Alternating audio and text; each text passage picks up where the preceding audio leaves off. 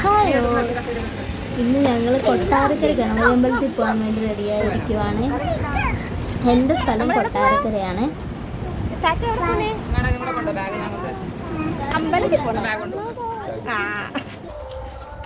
അപ്പം നാത്തൂനെ ശാസ്താംകോട്ടയിലാക്കണം.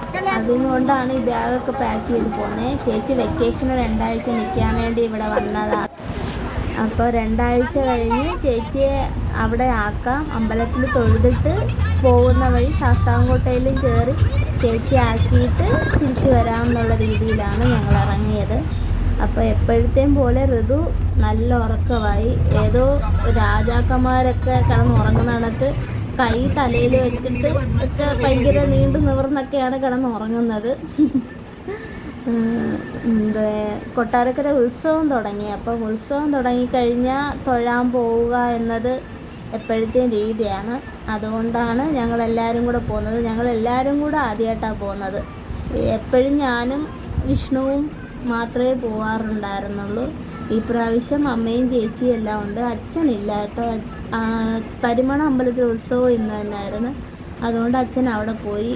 നല്ല ബ്ലോക്ക് ഉണ്ടായിരുന്നു. ഇതാണ് ഞങ്ങളുടെ കല്യാണം നടന്ന അമ്പലം. നല്ല ബ്ലോക്കായിരുന്നു. അതുകൊണ്ട് വണ്ടി പാർക്ക് ചെയ്യാനൊന്നും സ്ഥലം കിട്ടിയില്ല. വിഷ്ണു ആണെങ്കിൽ കുറേ കറങ്ങിയൊക്കെയാണ് ഞങ്ങളെ അമ്പലത്തിൻ്റെ ഫ്രണ്ടിൽ എത്തിച്ചത്. അത് കാരണം പിന്നെ വിഷ്ണു അമ്പലത്തിൻ്റെ അകത്ത് കയറിയില്ല. വിഷ്ണു പാർക്ക് ചെയ്തിട്ട് വരാമെന്നും പറഞ്ഞ് പോയി. പക്ഷെ പാർക്ക് ചെയ്യാൻ സ്ഥലമൊന്നും കിട്ടിയില്ല എന്നും പറഞ്ഞ് വിഷ്ണു തൊഴാൻ വേണ്ടി കയറി വന്നില്ല. ഞങ്ങൾ തൊഴാൻ ചെന്നപ്പം കണ്ടില്ലേ, നല്ല തിരക്കുണ്ടായിരുന്നു.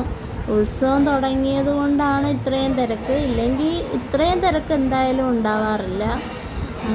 നല്ല ക്യൂ നിന്ന് ഞങ്ങൾ കയറുവാണ്. അപ്പോൾ ഞങ്ങൾ തേങ്ങ മേടിച്ചു പൊട്ടിക്കാൻ. നമ്മൾ ഗണപതിയെ കണ്ടു കഴിഞ്ഞ് തേങ്ങ ഉടയ്ക്കണമെന്നാണല്ലോ. അതുകൊണ്ട് അമ്മയും ചിന്നിച്ചിക്കും തേങ്ങ മേടിച്ച് അങ്ങനെ ഞങ്ങൾ തൊഴുത് ഇറങ്ങി തേങ്ങ ഉടച്ചിട്ട് ഞങ്ങൾ ഇറങ്ങുവാണ്. തൊഴാൻ ക്യൂ നിന്നപ്പം വിചാരിച്ചു ഇത്ര പെട്ടെന്ന് തൊഴുതിറങ്ങാൻ പറ്റുമെന്ന് വിചാരിച്ചില്ല. പക്ഷെ പെട്ടെന്ന് തന്നെ തൊഴാൻ പറ്റി. നല്ല ക്യൂ ഉണ്ടായിരുന്നെങ്കിലും പെട്ടെന്ന് അങ്ങ് തൊഴുതിറങ്ങി. അതുകൊണ്ട് വലിയ പ്രശ്നമില്ലായിരുന്നു. അത് കഴിഞ്ഞ് ഋതുവിന് ആനയെ ഭയങ്കര ഇഷ്ടമാണ്. പക്ഷേ ആനയുടെ അടുത്ത് പോയപ്പോൾ അവന് പേടിയായി. കണ്ടോ, അവനെ എടുന്നും പറഞ്ഞുകൊണ്ടിരിക്കുകയായിരുന്നു. അത് കഴിഞ്ഞ് പിന്നെ ഞങ്ങൾ ലൈറ്റൊക്കെ കണ്ട് ഭയങ്കര ലൈറ്റാണ്. ഈ കുളത്തിൻ്റെ സൈഡിലാണ് ഇവർ ഈ ലൈറ്റ് അലങ്കരിച്ചേക്കുന്നത്. അതൊക്കെ കണ്ടിട്ട് ഞങ്ങൾ കുറച്ച് ഷോപ്പിംഗ് ഒക്കെ നടത്തി. കുറച്ച് കടികളാണല്ലോ മെയിൻ. തീറ്റയാണ് നമുക്ക് എപ്പോഴും പ്രധാനം. അത് കഴിഞ്ഞ് പിന്നെ ഋതുവിനൊരു ബോൾ മേടിച്ച്, ദേവൂട്ടൻ്റെ എന്തോ കളിപ്പാട്ടം മേടിച്ച്. അത് കഴിഞ്ഞ് എൻ്റെ അനിയത്തി കൊട്ടാരക്കരയാണ് താമസിക്കുന്നത്. അപ്പോൾ അവളിപ്പം 9ാം മാസം പ്രഗ്നൻ്റാണ്. അങ്ങനെ അവൾ വന്നു. അവളെയും കണ്ട് ഞങ്ങളങ്ങ് പോരുന്നു. വരുന്ന വഴിക്ക് ഞങ്ങൾ സൂപ്പർ മാർക്കറ്റിൽ സാധനം മേടിക്കാൻ കയറിയതാണ്.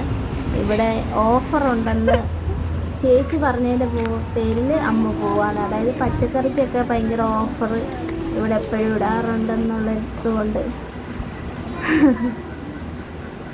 ദേവൂട്ടനും ഋതുവും അവിടെ ഫുള്ള് കളിയായിരുന്നു.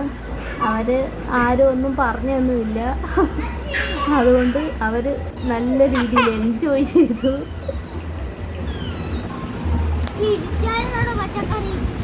അമ്മ നൊസ്റ്റാൾജിയ പറയുമായിരുന്നു. പണ്ട് വിഷ്ണുവും ചേച്ചിയും തമ്മിൽ നെയിം സ്ലിപ്പിന് വേണ്ടി ഭയങ്കരമായിട്ട് അടി ഉണ്ടാവുമായിരുന്നു എന്ന് അത് പറഞ്ഞുകൊണ്ടിരുന്നതാ.